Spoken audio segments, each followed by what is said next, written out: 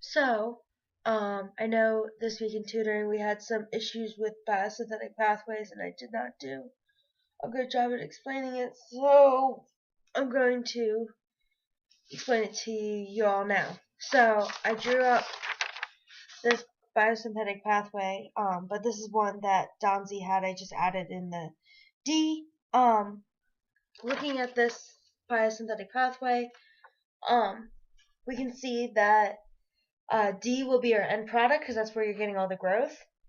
C will be right before it. And then A and B are kind of iffy because they have both the same amount of pluses.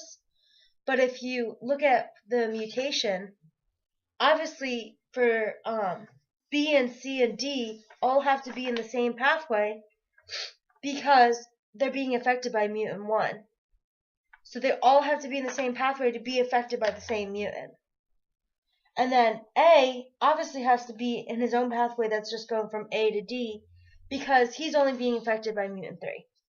So I'll show you what I drew up. So if we're looking, this is what I drew up. D as being the end product, A being in his own pathway, and B and C being in their own pathway going to D. As we looked at the chart I made up, we had growth in B, C, and D. So that would mean if there's a mutation here, that this area would be affected. But as soon as I added supplementation here, the rest of the pathway would be able to grow.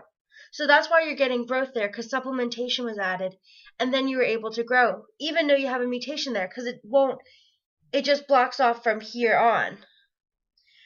Looking at mutant 2 had pluses in C and D. So that means